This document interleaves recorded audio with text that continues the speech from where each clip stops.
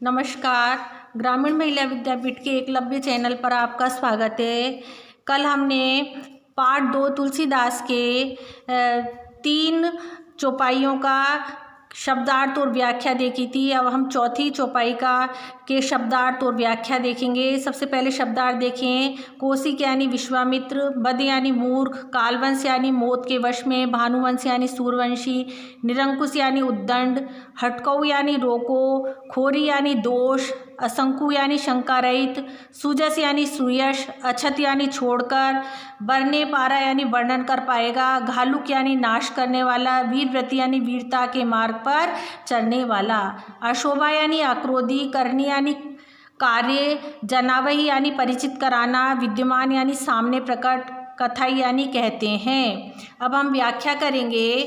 कौशिक सुनऊ मद ये बालक लक्ष्मण जी के कठोर वचनों को सुनकर परशुराम जी विश्वामित्र जी से कहते हैं कि हे विश्वामित्र जी, यह बालक अत्यंत मूर्ख है, कुटिल कालवश निजकुल घरक। ये कैसा है? कुटिल है और काल के वश होने के कारण अपने कुल का नाश करने वाला है। भानुवंश राकेश कलंकु, सूर्यवंशी होते हुए भी ये चंद्रमा के कलंक के समान है। ये निपट, निरंकुश, अबुध और असंकु, ये निराही, उद्दंड है, बुद्धि रहित है और निडर है। काल कुबल होई छन माही, कालवंश इसके कारण ये अभी क्षण भर में ही मारा जाएगा। कहूँ पुकार खोरी मोही नाई, मैं पुकार कर स्पष्ट शब्दों में कह देता हूँ कि इसका दोष मुझे मत देना। तुम हटकाओ जो चहु उबारा, अगर तुम अब इसे रोकना चाहते हो, कहीं प्रताप बाल रोषु हमारा, तो हमारे प्रताप, बल और क्रोध के बारे में समझाकर इसे रोक लो। लखन कहो मुनि सुजस तुम्हारा, इस पर लक्ष्मण जी ने उत्तर दिया कि हे मुनि, आपके सुयश के बारे में तुम ही अछत के बने, तुमसे अच्छा वर्णन कौन कर सकता है। अपने मुँह तुम अपनी करनी, अपने ही मुँह तुम अपनी करनी का बखान बार बार, अब भांति बहुवर्णी, बार बार अनेक प्रकार के वर्णन देकर तुमसे अच्छा कौन कर सकता है। नहीं संतोष तो पुनि कुछ कहो, अगर इस पर भी संतोष नहीं हो रहा तो हे मुनि, आप जो कुछ भी कहना चाहते हैं कहिए। जनि रिस रोक दुसहु दुख सहु, बिना कारण ही अपने क्रोध को रोककर दुखी मत हो।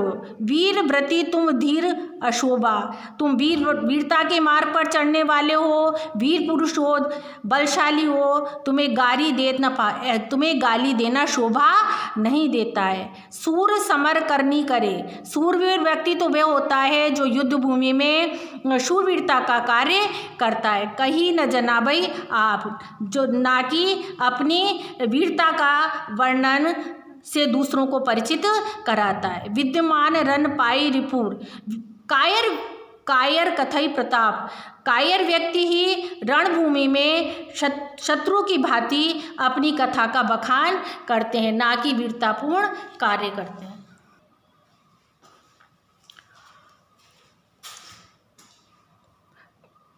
अब 5वें चौपाई की शब्दार्थ और व्याख्या देखेंगे। पहले शब्दार्थ। कालू यानी मृत्यु, जनु यानी मानो, सुधारी यानी संवारकर, कर यानी हाथ, घोर यानी भयंकर, जनी यानी मत, बदजोगु यानी बद्ध करने योग, बाचा यानी बचाया, मर निहार यानी मारने योग्य, भाई यानी हो गया, क्षमा यानी क्षमा कर दो, अकुरन यानी निर्दयी, कोई यानी क्रोधी, गुरुद्रोही यानी गुरु का अपमान करने वाला, सील यानी व्यवहार, उरिन यानी ऋण मुक्त, गादी सुनु यानी गादी के पुत्र अर्थात विश्वामित्र जी, अमेय यानी लोहे का बना हुआ, ऊख में यानी गन्ने से बना हुआ, अबूझ यानी अज्ञानी। अब व्याख्या करेंगे। तुम तो कालु हाको जनु लावा, बार बार मोहि लगे बुलावा। लक्ष्मण जी परशुराम जी से कहते हैं कि आप तो मेरी मृत्यु को बार बार आवाज़ दे देकर बुला रहे हैं। सुनत लखन के वचन कठोरा, लक्ष्मण जी के इन कठोर वचनों को सुनकर परोस सुधार धरऊ का धोरा, परशुराम जी अपने फरसे को हाथ में लेकर संभालने लगे। अब जनि देई दोष मोहि लागू, अब कटुबधु बालक वध, ये कठोर वचन बोलने वाला बालक वध करने के लिए ही है, इसलिए मुझे कोई दोष मत देना। बाल विलोक बहुत में बाचा, बालक समझकर मैं बहुत देर से इसे छोड़ रहा हूँ। अब यह मर निहार भई साचा, अब ये सच है कि ये मरने के योग्य ही है। कौशिक कहा समऊ अपराधा, बाल दोष गुण गनई न साधु। इस पर विश्वामित्र जी कहने लगे कि हे परशुराम जी, मुनि व्यक्ति बालकों के गुण और दोष को नहीं देखते हैं बल्कि उन्हें क्षमा कर देते हैं। खर कुटार में अक्रूर क्रोधी, आगे अपराधी गुरु का अपमान बार बार करने के कारण मैं अत्यंत क्रोधी स्वभाव का हूँ और मेरा ये फरसा अत्यंत कठोर है, लेकिन ये बार बार गुरु का अपमान कर रहा है, इसलिए मैं इसे मारना चाहता हूँ। उत्तर देते छोड़ भी नहीं, बार बार उत्तर देने के कारण मैं इसे छोड़ रहा हूँ। केवल कौशिक शील तुम्हारे, केवल विश्वामित्र जी आपके शील व्यवहार के कारण, ना तो यही कटी कुठार कठोरा, नहीं तो अभी ये मेरे कुठार से फरसे से काट दिया जाता और मृत्यु को प्राप्त हो जाता। गुरु ऋण होत श्रम थोड़े, और मैं थोड़े से ही श्रम से गुरु के ऋण से मुक्त हो जाता। गादी सुन के हृदय हासी, मुनई हरहर सूझ।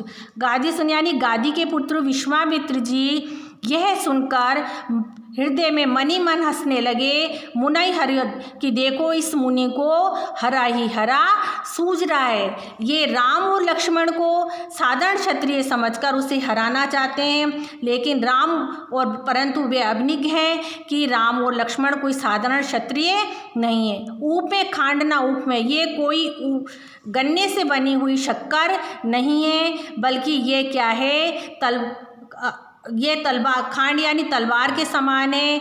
ये बात मुनि नहीं समझते हैं और वे राम और लक्ष्मण को साधारण योद्धा समझ रहे हैं, जबकि वे महायोद्धा हैं। इस बात का मुनि को ज्ञान नहीं है।